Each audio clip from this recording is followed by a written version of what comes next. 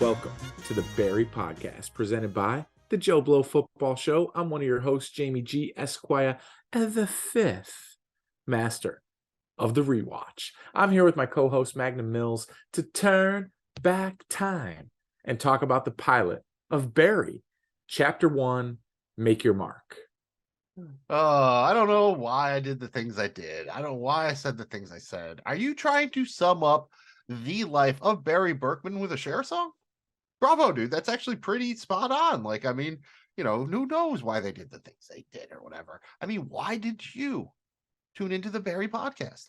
I am Magnum Mills. Thank you for checking us out. Find us wherever you get your pods by searching for Barry Podcast. We're on social media at Barry Podcast, and you can find our YouTube channel at joeblowfootballshow.com. If you could, please take 10 seconds to like, comment, rate, follow, subscribe. Just do one of those things. You know the deal. Takes you less than 10 seconds. Helps people find the show. We greatly appreciate it. Thank you very much. And here's the deal. Typically, we are a full spoiler show. However, we are going to switch it up and do things just a smidge different with these rewatch episodes. We will not be spoiling any future events or episodes of Barry during our discussion of Make Your Mark. At the end of our discussion, we will have a spoiler section where we can discuss whatever we want. We will give you a heads up, so don't get all freaked out. Don't you worry. We'll let you know when we're getting to that point. That's the deal. Now, let's talk about Make Your Mark, the pilot episode of the amazing show, Barry. Yeah, man, I'm not going to do what everybody thinks I'm going to do. Instead, I'm just going to give you the episode details. This is the first episode of Barry, Chapter 1, Make Your Mark, originally aired Sunday, March 25th, 2018, with an estimated 564,000 viewers in the United States tuning in live to watch. This is directed by Bill Hader. Obviously, this is the first episode of Barry that he has directed. I do want to point out that the episode was nominated for the 2018 Emmy Award in Outstanding Writing for a Comedy Series. It lost to Amy Sherman-Palladino for the pilot episode of The Marvelous Mrs. Maisel. This was written by Bill Hader and Alec Berg. They will be co-writers on a bunch of these, but this is the first written by credit on the show for the dynamic duo, and the short plot synopsis is: a disillusioned hitman wants to start a new life after following his quarry to an acting class. And before we break down the episode, let's each give our overall thoughts on it. Remember, we're not doing spoilers. This held up better than I thought it would.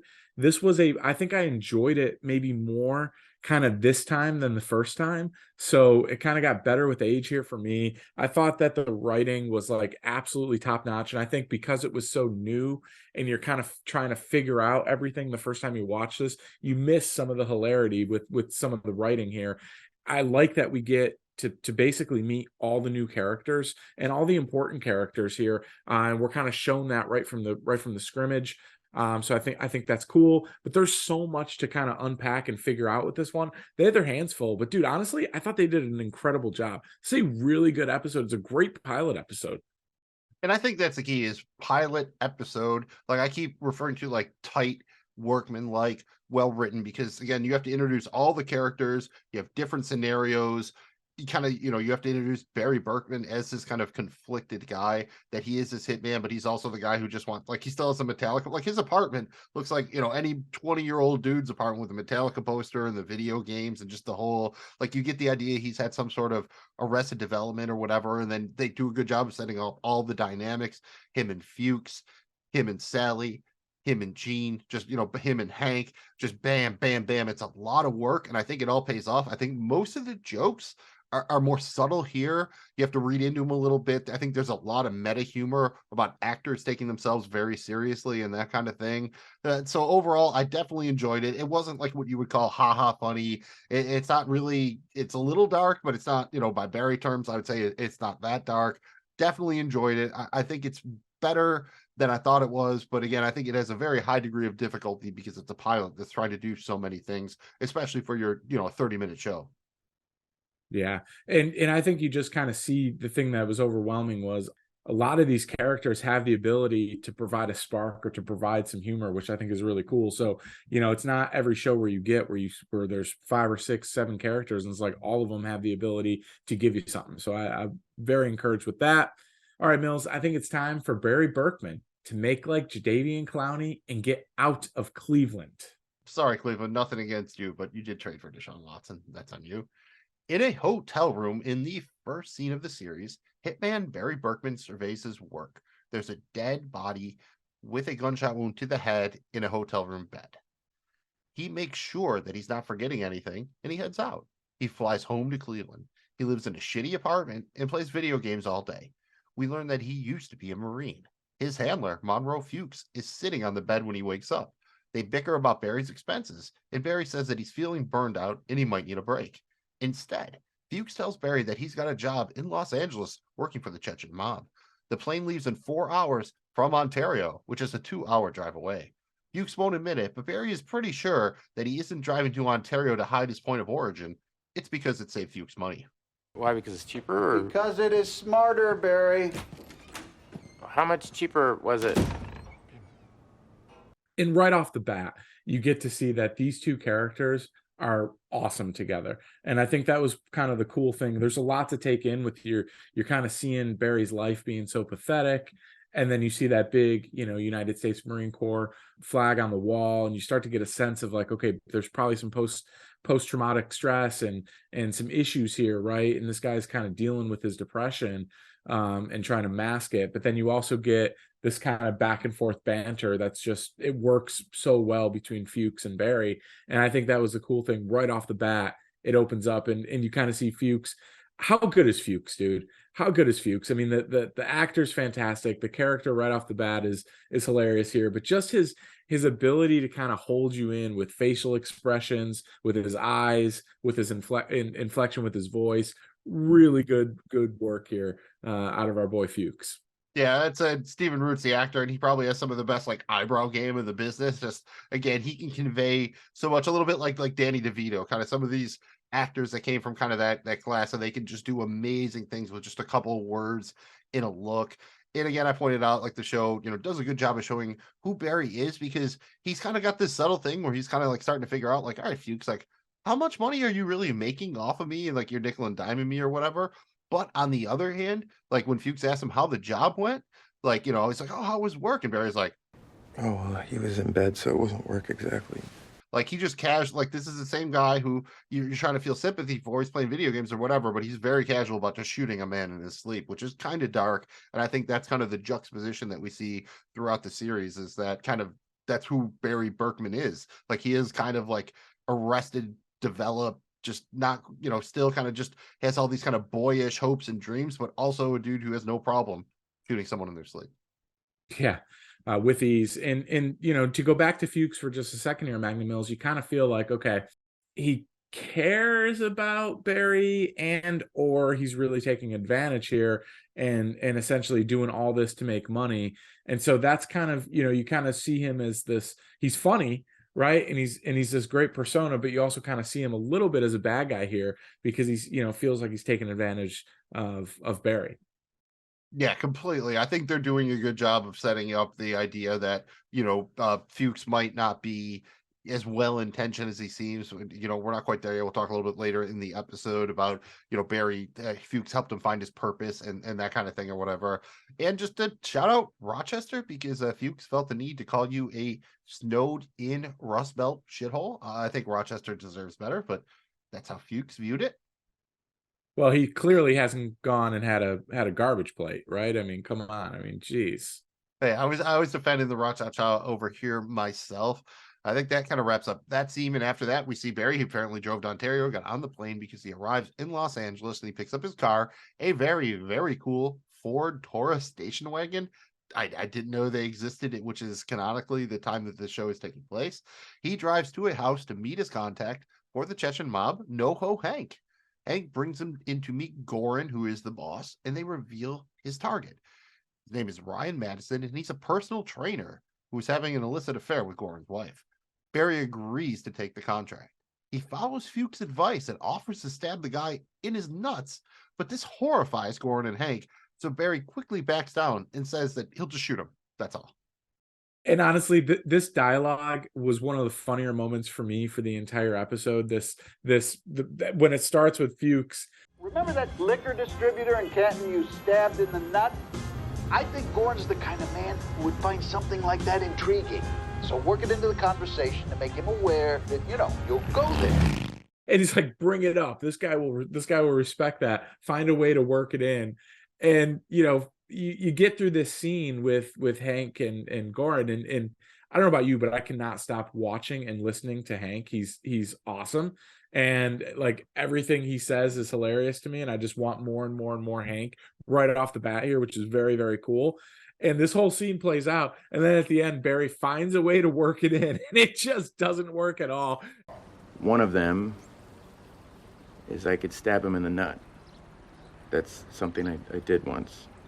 And I'm very comfortable doing it again. What? Or not. Why? Forget about it. Who would want this? Can't you just shoot him? Yeah. No, Because being shot is very painful. And it's so funny. So I just this was one of the coolest scenes for me, funny wise, throughout the whole episode. I just thought it was fantastic writing. Yeah, shout out the way Hader says it when he's like, well, what do you want? Like, I could stab him in the nut. Like, that's something I've done before. It's so awkward and obviously forced.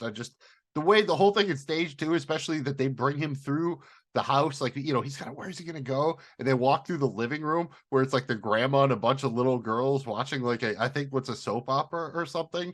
I don't even know. It was the most random line on the TV. Oh, here, I even wrote it down. It's the chick on the TV is like, why did the bowling alley run out of shoe freshener? like, I want to know what's up with the shoe freshener. I don't know why, but as a dude who spent some time in a bowling alley, one of my buddies, his parents owned a bowling alley when I was in high school. I honestly want to know what is up with, like, what is this plot line with the bowling alley and the shoe freshener? I know we're getting off track a little bit, and also just the idea that Hank presses play on the video and makes Goran watch this dude bang his wife again, and just the whole, like, why would he I think that's a good insight into like who NoHo Hank is. Like, he just he wants to be kind of cool, but he's also the guy who's like Are you hungry? I mean, do you want a submarine sandwich? If you're thirsty, we've got juice boxes, Hawaiian punch, or maybe beer or something. I mean, he's just like, he's trying to be a gangster, but he seems kind of like sweet and clueless on another level. Yes, he does. And I also think that they're playing out the Chechkins, right? And this is kind of an interesting thing because you don't see a lot of shows go that way. You see a lot of shows go with the other, a lot of other nationalities and stuff. Can't remember a show that really went with Chechkins. So it was kind of an interesting development where it's like, oh wow, okay, that's interesting. Like, that's cool. Yeah, it's a fairly random one. I feel like in an Arnold Schwarzenegger movie or at some point there were some Chechens, but it is what it is. I mean, to be honest, Hank even points it out. They haven't been in LA long, but they made a lot of progress. They have the harbors, identity theft, meth, 99-cent stores. So I just love the business combination of those things. Like, there's the idea, like, those other things, like the harbor scene. Okay, that's some mob stuff. Identity theft, all right. Meth, you're getting sketchy. 99-cent stores, like, I knew something was up with 99-cent stores, man. 100%. I thought that was perfect and very well put. And yeah, one more before we move on.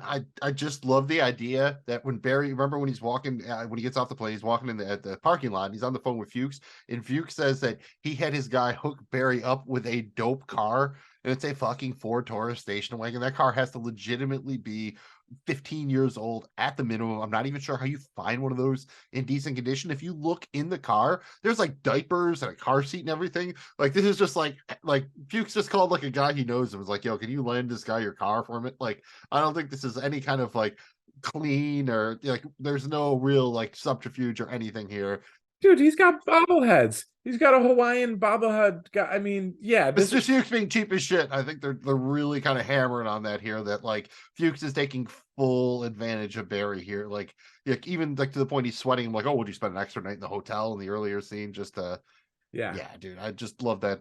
Just the whole bit. And again, great writing, very subtle, kind of, brings it all together in the end.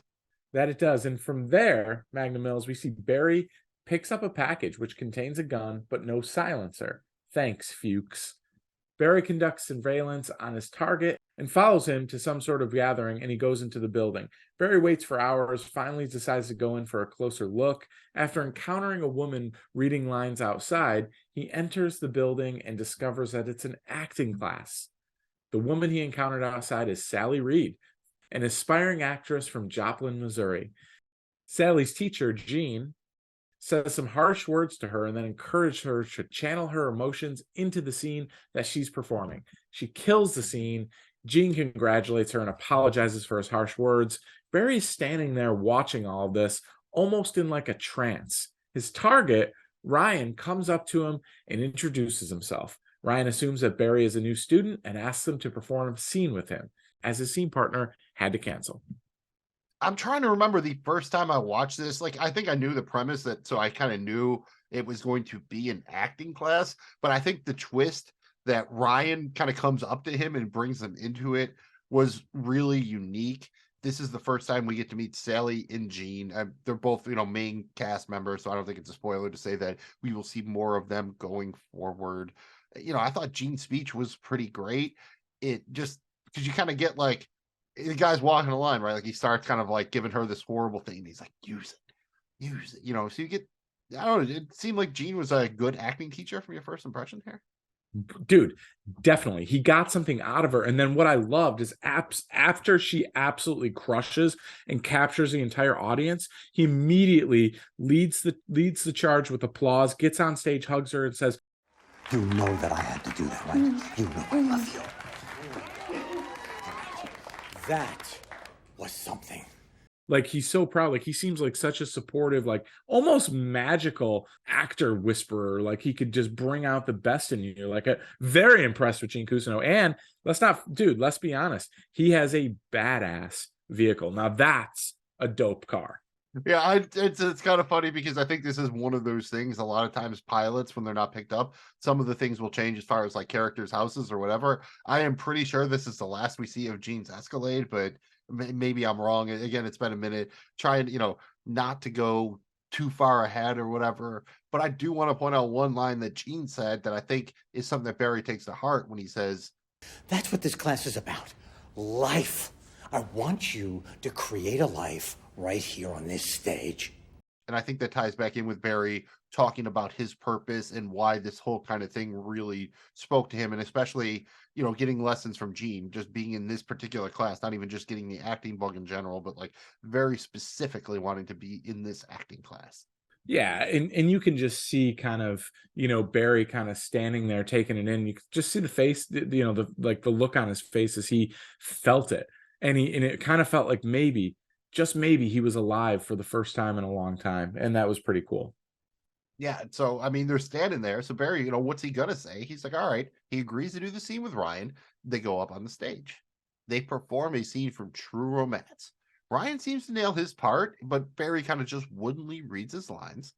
But they get a round of applause at the end, and Barry seems to really enjoy this. Gene tells him that this was his only free audit class. If he wants to do more, he better come back with a monologue ready if he's here on Thursday. Yeah, I mean, not a ton here. I enjoyed this scene because I'm a big True Romance fan, so I remember this scene. And he nailed the line, nailed the licking the fingers as he's eating the Chinese food, dude. Like, it was actually really good.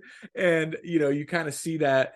I felt what Barry felt as like everyone cheered and applauded him. And again, I think the show did a great job kind of showing this was a guy that clearly has some, post-war related, struggles, just not kind of in the right way, depressed after serving. And this kind of made him seem like he's alive and feeling good. So I think the show did a good job kind of showing that the power of kind of this acting class. Yeah, and also probably shows that Bill Hader, big fan of True Romance, nothing wrong with that. And after the class breaks up and they walk outside, Sally comes up to Barry and apologizes for their earlier encounter. She invites him to come out with some of the other members of the acting class so that they can brainstorm about his upcoming monologue. They go to a bar called Residuals, and Barry is introduced to the other members of the acting class, and they talk about his possible monologue and their day jobs or lack thereof. Barry tells them that he sells auto parts. Barry seems to hit it off with Sally, but declines her invitation to dance. Ryan tells Barry that he needs to have a new name, something that people can remember.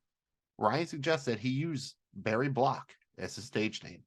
And if it feels like Residuals is based on a real bar, it's because it 100% is. It's an actual real bar in Studio City, Los Angeles, and it takes its name from the residual payments that union actors receive when their work is broadcast on TV. So that's all real stuff on the wall there. There's 2-cent checks, that thing like that. So the payments are really small, and the bar tries to kind of cater to those actors. So they allow actors to exchange any residual check of $1 or less for a free drink. And that's the shot we see in the movie. That's up behind me right now. If you are watching on YouTube, Jamie G, Barry Block, yeah or nay? You got anything better? I mean, when he looks at him, he thinks Block. Dude, he's not totally wrong. He's not. I'd say Barry Brick might sound better though. Like if or Barry Barry Brick. Stone, Barry Stone. Like if you want it to sound kind of hard or something like that, right? Yeah. Like Rock Stone, Granite would probably be too far. Barry Gray might be all right. Barry Black sounds very cool. I don't know that Barry Block was the best. That's all I'm saying. Like I might like Barry Berkman better than Barry Block. Yeah, I do want to say that there was some absolutely killer dialogue in the scene. A lot of it in the exchange between Sally and Barry. Probably play some of that for you. I like the way that they really develop Sally's character here and really kind of show her motivations. But shout out Antonio, who's very excited he got a job on CSI, where he's like, yeah, he just booked CSI. It's true. I'm playing a dead body on that show. Next time, I'm going to play somebody who's alive. Yes. Yeah, you are. It's about... Aren't we all, Antonio? Aren't we all? Hey, dude, at the bar, Barry, you know what he's sipping on? Can of Natty Light, dude. Can of Natty Light. Love that. We do learn that Ryan's real name, he's also using his stage name, his real name is Richard Krempf. And I do really enjoy, again, nice direction here. You get the cool kind of like the music comes up, you get the lighting, the little slow-mo shot of Sally dancing. And I think they do a really good job of selling why Barry would be like really into going to this acting class. I think he likes the acting part, but I think he might be a little bit, you know, if it's acting and Sally balance, I'd say it's like 60% Sally, 40% acting. So yeah, there's that scene where she does the spin on the dance floor, and it's like the world stops and he falls in love. Like, yeah, that was a whole thing. So, yeah, dude, look, she's Sally Reed, bro. I mean, that, you know, Barry could do worse. Straight out of Joplin, baby. And Sally ends the night by saying goodnight to Barry, and she asks him to give Ryan a ride home because he has like 7 DUIs. When they're in the car in front of Ryan's place, Ryan pushes Barry to sign up for the acting class. He gives Barry a copy of teacher Gene Cousineau's book, Hit Your Mark, title of the episode, and Say Your Lines. Ryan tells him to read the book and pick a monologue, and he'll help him get ready for his audition tomorrow. He's going to do all this for Barry because they're scene partners, bro. He gives Barry a hug, which comes as a big surprise to NoHo Hank and one of his henchmen who are surveilling Barry and Ryan.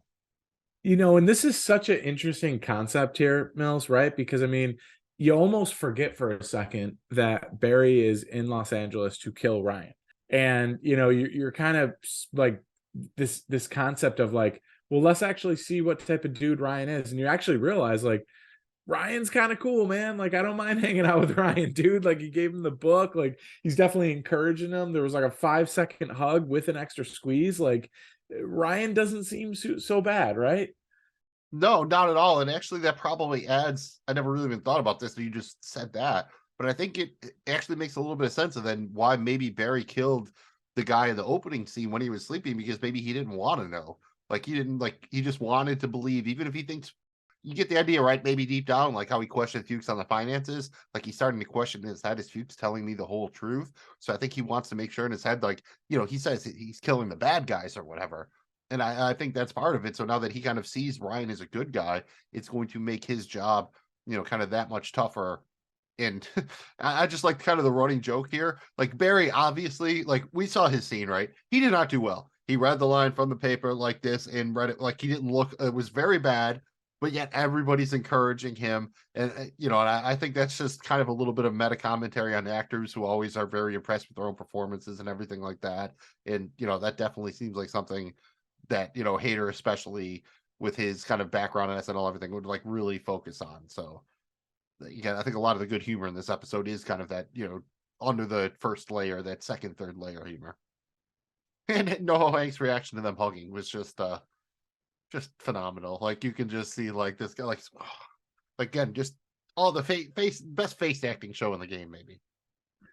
Yes. I mean, they've got several, including Hader himself. I mean, there's a bunch of dudes on the show, and females that are just really skilled when it comes to the face game and just the power and the mood they create with just the access to that face. I mean, if you're watching on YouTube, just look at NoHo Hank right here. I mean, this face not, I mean, come on, look how powerful that is. Oh, that's the stuff that dreams are made of, baby. Like, oh, you what? Like, I can just picture him in a. Let's get a. I mean, the actor's great, been in a bunch of stuff. But like, let's get him in give him an AT&T campaign or something like that. Like, what's Yes. Capital One doing? Like, we've had a lot of Samuel L. Jackson Capital Ones. Like, let's get NoHo Hank up in there.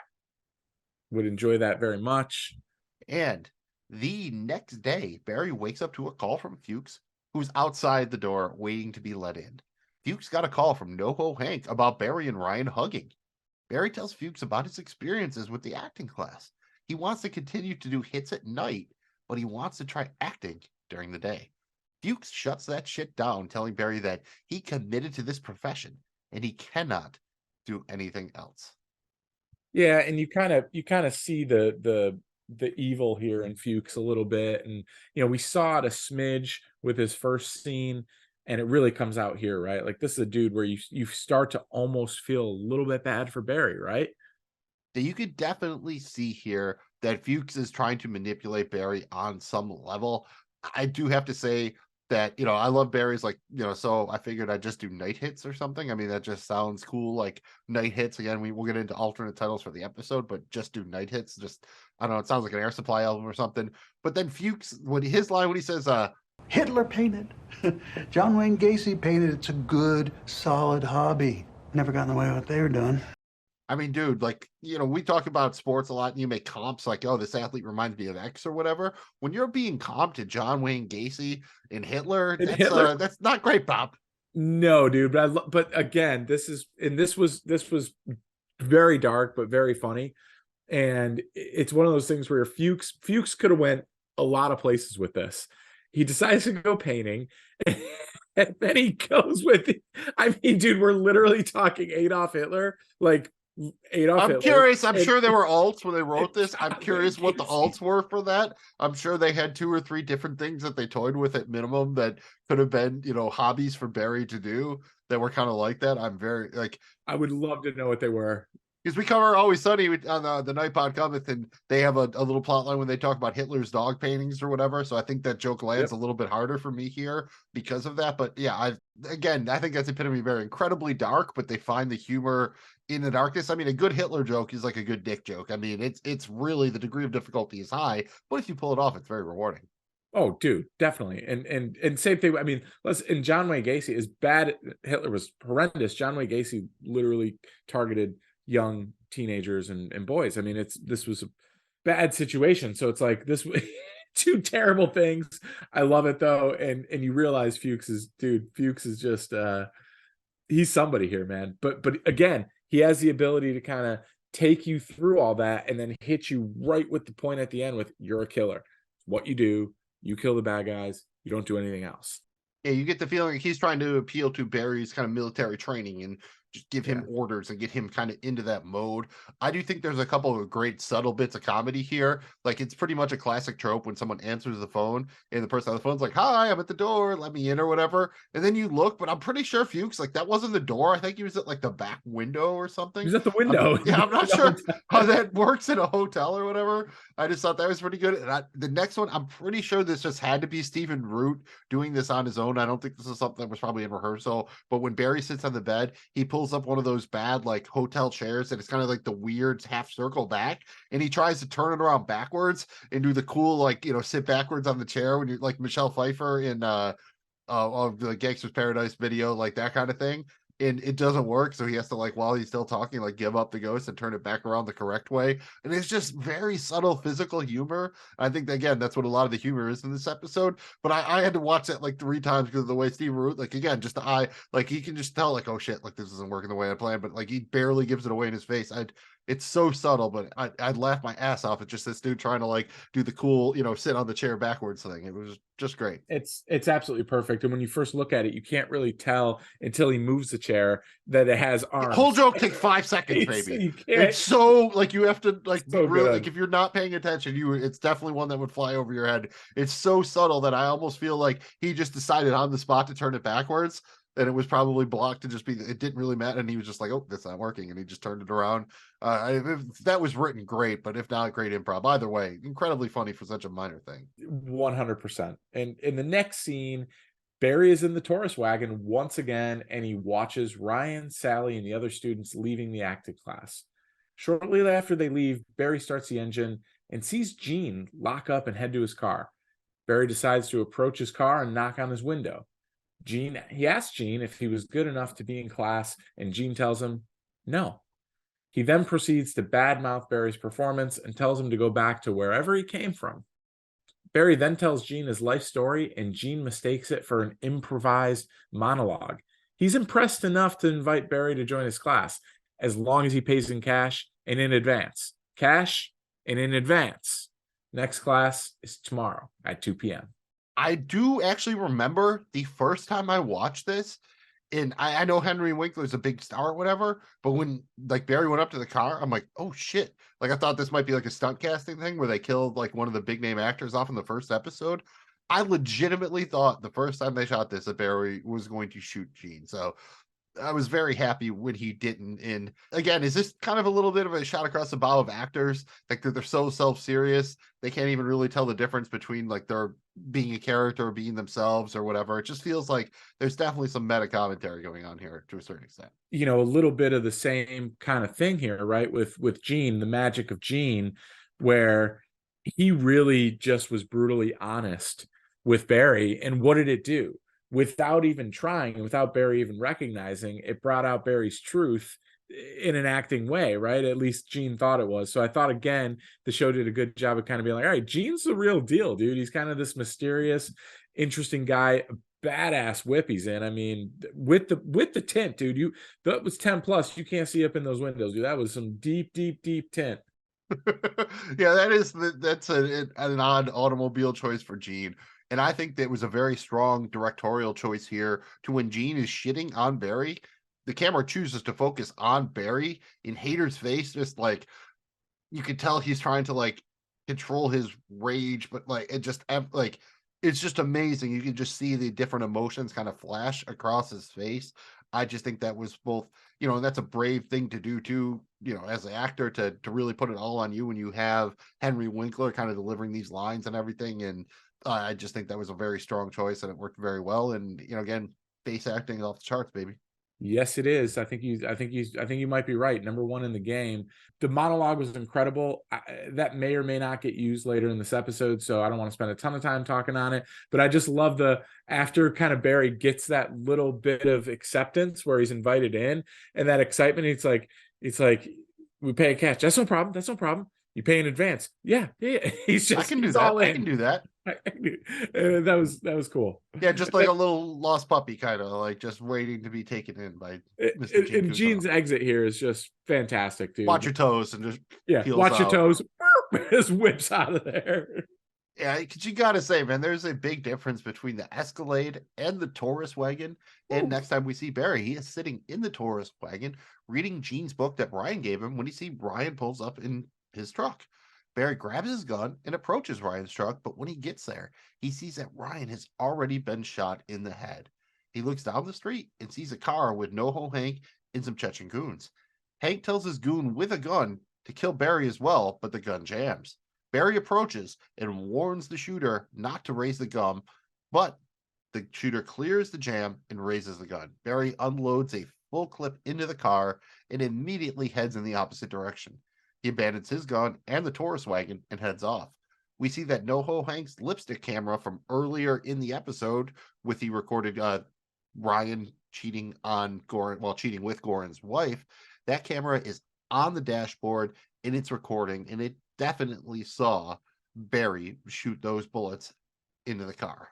This was the first time we really, minus minus that first scene where Barry, kills the guy in the sleep. This was kind of the first time we see Barry in action here in terms of what he actually does. And I got to say, dude, between the Foley work, the sound, and just the way Hader like cocks and quickly with conviction fires that weapon and takes out basically 3 guys, like boom, boom. I mean, it was like, dude, it was definitely like, this dude's been in the military at a super high level and knows how to handle a gun. But you got to hand it to Hader as an actor. Like, it's harder than you think to like make it seem like how to like work a weapon better than other people, not just being cool, flipping it to the side and blasting some fools. Like, this is like a real thing, the way he worked that. And I thought that was really impressive on Hader in the show. And it really set the tone for like, damn, this dude's actually serious. For as weird and awkward as he is in the acting world we just saw him in, he's real serious. He's about his business when it comes to killing.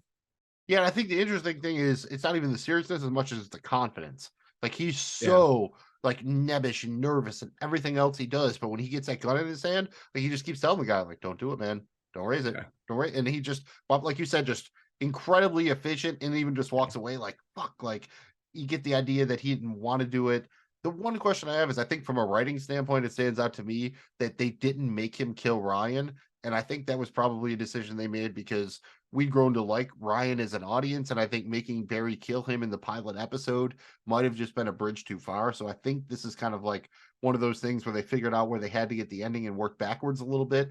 And they followed up because they had the scene earlier where NoHo Hank and his goon is surveilling them or whatever, but it does seem to come out of nowhere a little bit. It works for me. I don't hate it or anything. I think they wrote it all together solidly enough to do it, but I think they went out of their way to not show us Barry killing Ryan, because I think that would have just been too much for the pilot episode. No, that's a good point there, Magnum Mills. The one thing I will say that I'm bummed about watching this episode, and this is really one of my only complaints, maybe not only, but one of the main ones.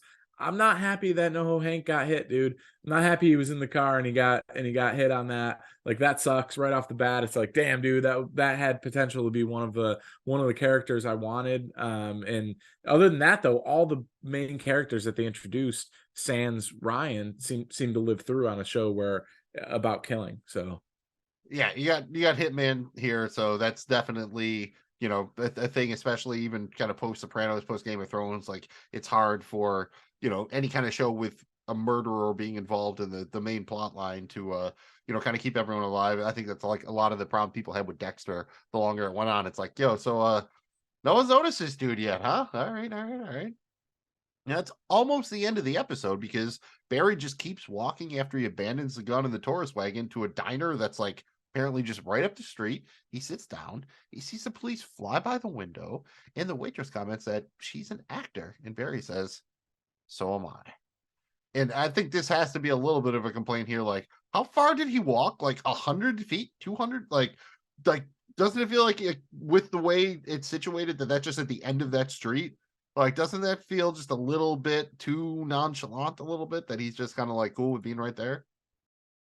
Yeah, I mean, look, the whole thing was pretty nonchalant. I mean, he just kind of walks, uncocks his gun, throws the clip, throws the gun. Yeah, I mean, I'm hoping his fingerprint, he's never been arrested and he doesn't have fingerprints, but being in the military, he did have gloves on when he definitely okay, did so he had gloves on. So, but still, he was driving earlier in the car without fingerprints. So now all of a sudden, he even threw the keys on top of the car and just abandoned it. So a little bit of plot holes there, maybe. But it felt like he walked a long way, to your point, Mills. But then he really just gets there, and it's like the cops have actually stopped on the end of that street. So maybe he just took the long way, came in, and he's just watching. Right, like he went around an alley and came back around, but then right. Like it's like the killer coming back to the scene of the crime or whatever a little bit. Right. But one thing that I did like, though, well, I guess at that point it's kind of like no one's going to suspect him, but I did kind of like that it just created this awesome moment where you kind of see him from the side, and then in the background he's sitting up against the window and you see the police. Like, I don't know, I think that was just a kind of a cool moment where it's like, wow, that may be this show in an eggshell. It's like that you're starting to kind of figure out what you think they're going to do with this thing. And I just thought that was kind of a cool moment. Also, I like Barry. This is his moment where he finally commits. He's finally all in when he tells the waitress, I am too, when she says she's an actress. Yeah, incredibly just nonchalant. And I think that's definitely part of Barry. Like, I've been just, casually being like, oh, yeah, I shot the dude in his sleep while he was in the bed. Just like, it's amazing at times just how, like, he cares so much about some things and then other things are barely even, like, register for him, more or less. Mills, any notable callbacks with this one? I think we might have something interesting here with one of the actresses here.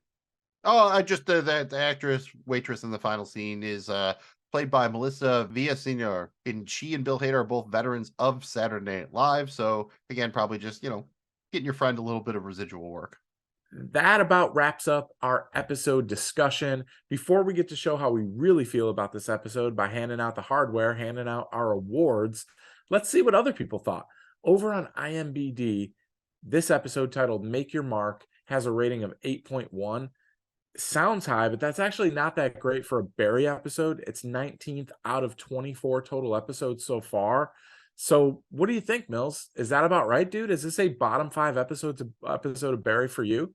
I would say, like, in terms of pure entertainment value, maybe. Like, there's not a ton of, like, there's a couple, like, again, most of the jokes I feel are kind of meta in smaller stuff. There's nothing like that's really super meme worthy or scenes that get played over and over again. I think because it's a pilot episode, it was really kind of a foundational structural episode. It had a lot of work to do. I think it did it. I think it did it in a very economical fashion to check in at about 30 minutes of a runtime here. I think they set up the character dynamics very well. It pays dividends going forward. But I can definitely see, like some shows, the pilot jumps out, like off the top of my head, like Lost is always just one of the greatest pilots ever. But then you go back and you watch like the Sopranos pilot, and it's kind of like, like it does a good job of setting everything up, but it's not necessarily one, if you were just going to go rewatch a random episode of the show, I don't think it's one of those. And I feel kind of the same way here. I think it's a good setup episode, great pilot, but probably not one that has a ton of standalone revisiting value. How about you? Yeah, and this is somewhat unfair, right? Because I agree that this is probably about right, but dude, only because that's just how good Barry has been. And we're not gonna give a ton of spoilers here or anything, but it's literally been that good of a show to where you would put this probably in that bottom 5 episode. But I think it's as good of a pilot. If this doesn't get you excited about episode 2, I don't know what will. Like, I think that they did a tremendous job here, introducing the whole premise, bringing in a bunch of characters, having some humor in this thing to match with the darkness, and getting darkness out of the humor. 2 different things. They did both well.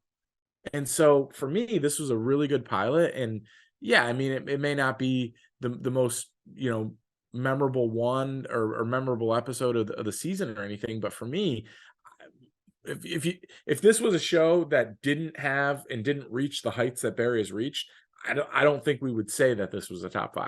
So I guess that's my point. It's kind of unfair, but yes, I will put it in those bottom 5. Fair enough, man. And, they work very hard in the show. We know that, but Bill Hader has specifically admitted that they do not spend much time on episode titles. So what do you think, Jamie G? Can you come up with a better episode title than Make Your Mark? Dude, I actually think You Kill the Bad Guys would be a really interesting title here. I would like that.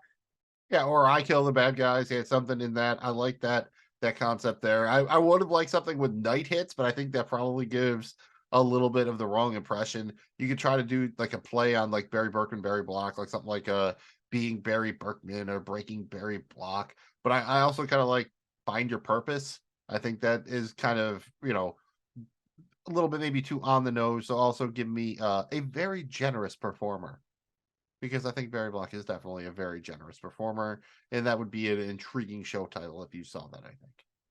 Yeah, and you could also do something with LA. So much of this seems to be To Live and Die in LA would be a real centric. easy one. Yeah, To Live and Die in LA or New to LA or something. Straight out of Cleveland, dude. Straight out of Cleveland. Straight out of Cleveland. Cleveland rocks. The long flight from Ontario. I mean,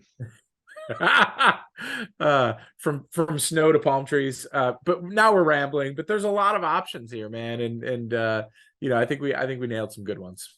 Out of the Rust Belt shithole. We got some good ones in there. Let us know your alternative episode title. We love that. Hit us up. It is now time to show everyone here how we really feel about make your mark by handing out our awards. Let's start by each choosing our favorite quote or dialogue exchange from the episode. Magnum Mills, I'm not going to say it. I think we should just maybe play it. But for me, it's Barry's monologue. I found this to be so moving, so deep, and honestly, out of all the things that happened in this pilot episode, it kind of has me pretty dang excited about the character development and the arc of where they may be able to go with Barry, and how it's going to play into this kind of neat universe he found with this acting class. Yeah, when I got back from Afghanistan, I was really depressed. You know, like I didn't leave my house for months, and this friend of my dad's, he's like an uncle to me. He helped me out and he gave me a purpose. He told me that what I was good at over there could be useful here. And it's a job. You know, like, the money's good, and these people I take out, like they're bad people. You know, like they're pieces of shit. But lately, you know, I'm not sleeping, and that depressed feeling's back, you know? Like I know there's more to me than that. But maybe, I don't know. Maybe there's not. Maybe this is all I'm good at. I don't know. Fair enough. I was actually going to take that as my favorite scene, but I have an alt.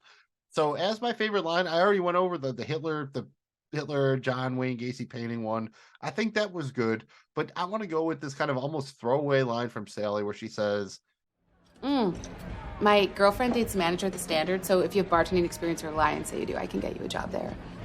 like, that just feels like some real, like, that's how life is these days. Like, oh yeah, like I know somebody. So like, it's really just the point that, you know, like, go ahead, lie about your experience. As long as you know somebody, you can get in the door. And I think, again, probably a little bit of a kind of how insular LA and Hollywood is. Like, that's the whole thing. You need to like know somebody who knows somebody.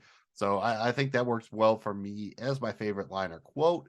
Up next is our favorite moment or scene from Make Your Mark. It is my turn to go first here. And since you already used Barry giving his monologue to Gene, I am going to go with just the moment of realization that crosses Barry's face when he realizes that Fuchs is making him drive to Ontario for a flight just to save a couple bucks. It's not to like really hide his point of origin or anything creepy or secretive or nefarious. It's literally to probably save Fuchs $70 or something like that. Like, just ridiculous. And I just think, again, just the look of it, like when he at the very end of the scene was like, how much was it? Like, it just I think that just sings for me. Jamie G, favorite moment or scene from Make Your Mark. Yeah, for me, it's got to be the first time we get to meet NoHo Hank, and the whole scene where he walks them through the house and you see the little kids having a party, and then they go out back, and just that whole interaction to me, you know, and then the stab him in the nut thing comes all the way back, and it's not nuts, it's nut. It's singular. They did not pluralize. It's not the sack. It's just literally one of the nuts. He would have offered him a Absolutely. choice, I feel like, left or right. I mean, like, or just go to the larger one by default. I mean, I feel like he would have offered them a choice if it went that far. Yes, but that whole thing, just by far my favorite scene. That brings us to our Greek Freak of Assassins, which is our MVP of this episode. I guess it's my turn to go first here. I'm going to actually go with Gene Cousineau, and I'm going with Gene because for two separate people on this, you know, characters, he literally brought them through darkness to their highest point. And we saw it with Sally, and then we saw it at the end with Barry. And you think that one single kind of conversation maybe changes the entire life of Barry Berkman and how many other people. So Gene Cousineau, you are my MVP. Fair enough. It's hard to kind of argue with the Gene, although I thought you might have just gone for Gene's Escalade and just given it right to the whip. Worthy. I mean, that was a very, I think it was a 2018 Escalade. Very, very good year. Very sharp wheels. I enjoyed that very much. And I actually have to go with Ryan. I mean, kind of a one-off character here. It does seem in these kind of shows like somebody inevitably has to be the person who dies in the pilot. So I kind of forgot about Ryan a little bit. And I just love the way they developed him, right? Like, you know, you get the idea it was going to be pretty easy for Barry to kill him. And then he just starts following him. And then he becomes a scene partner and then his friend, and Ryan's just like very nice or whatever, and his only real crime is like banging some dude's wife, and he's probably banging other chicks or whatever. So is it even really that big of a deal? Just, I think the show did an excellent job of building sympathy, and I thought, like, you know, he pulled it off, man. It's not easy to kind of like do that the true romance thing and like kind of like come off as just generally likable without seeming kind of creepy or whatever. And I think the actor pulled it off or whatever. So I gotta say, I'm going with Ryan there. And it's not just because this is, you know, no spoiler alert needed. He dies at the end of this episode. So this is his one and only chance to get the MVP. But I gotta give him the MVP here. Greek Creek of Assassins. That brings us to... Because I'm the Fonz, huh? Hey!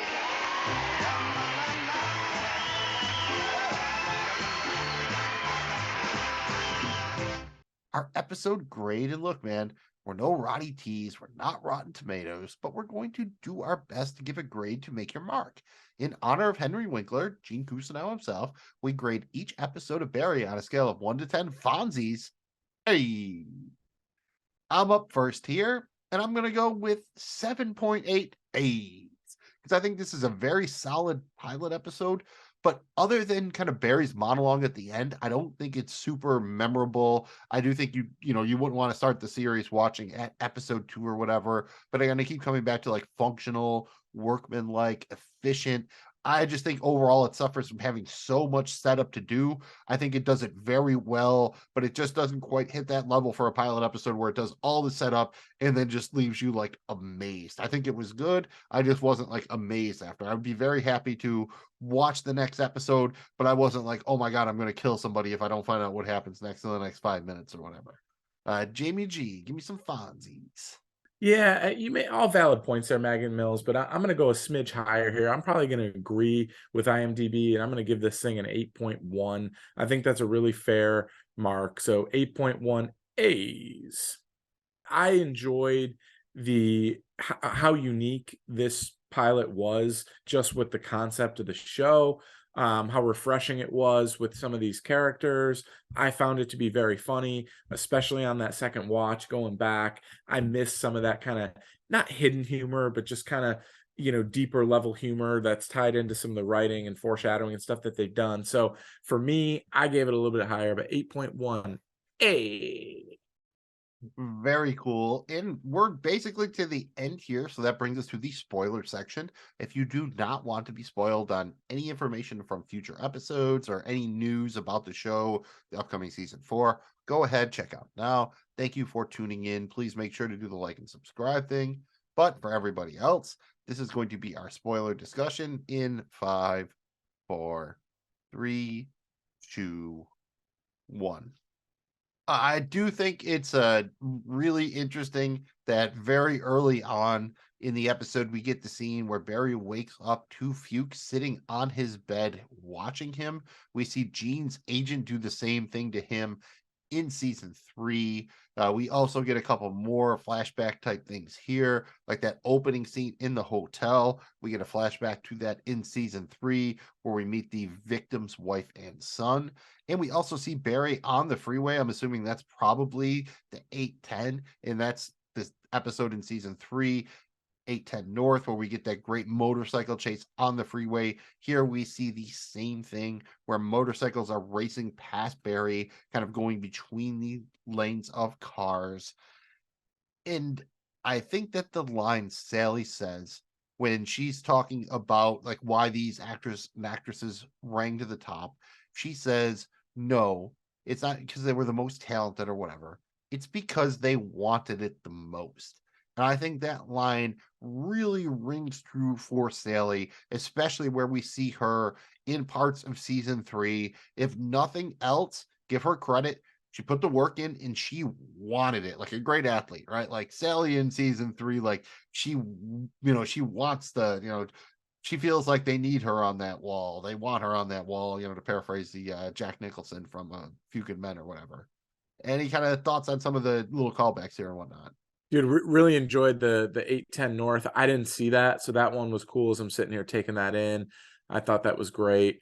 Yeah, I mean, going back because you really realize Ryan's character ends up being a lot more important than what you thought kind of when you took this in. So, going back and realizing the whole scene with season 3 with the father coming back and, the people all kind of people trying to get even with Barry, so to speak. So that was kind of a cool tell there.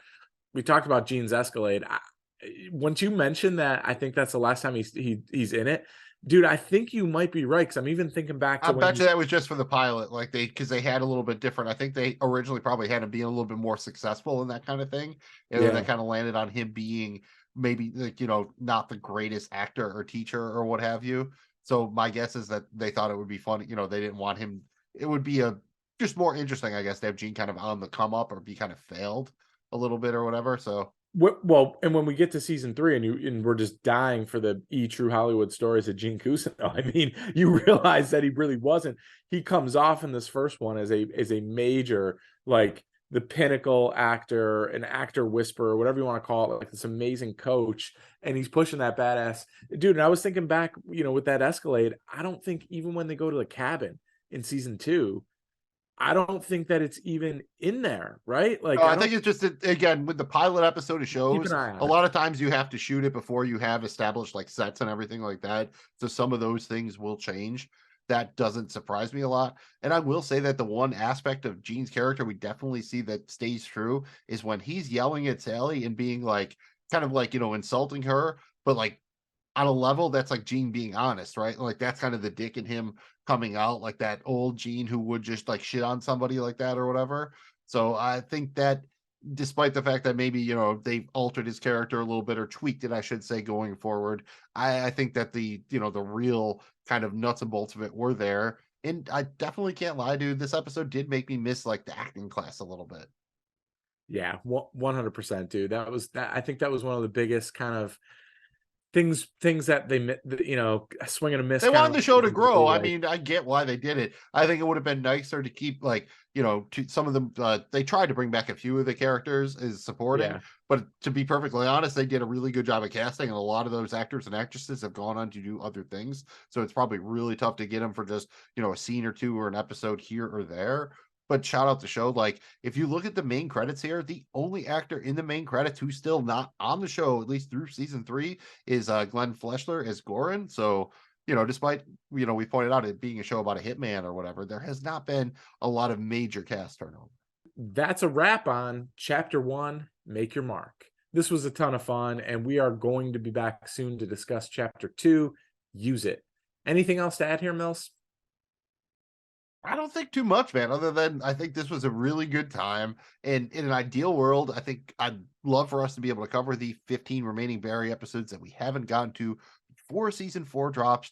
And I honestly have no idea if that'll happen or not. I was kind of expecting season 4 to drop sometime in, say, late April, early May, but given the track record for this show, it could easily be later than that. So just keep tuning in. Make sure you're liking, following, subscribing, that kind of thing. And, keep following along, whether you're rewatching or watching Barry for the first time.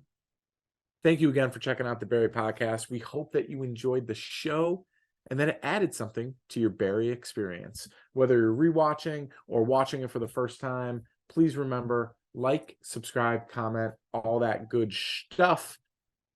Magnum Mills. Was anything forgotten? I mean, definitely not rolling out and making the L sound like a Z. Appreciate that. Z's are always cooler. It's like having multiple X's at the end of your name. No, just basically remember you can find us wherever you get your pods by searching for Barry Podcast on social media at Barry Podcast. And you can find our YouTube channel at JoeBlowFootballShow.com. On behalf of myself, Magnum Mills, and Jamie G, we are the co-presidents of the Mitch Fan Club. You won't understand what that means yet, maybe, but you will, and it will be awesome. And we will see you on the next awesome episode of the Barry Podcast. And always, you always have to remember to turn off Wi-Fi before you press the detonate button. Of course, doesn't everybody know that?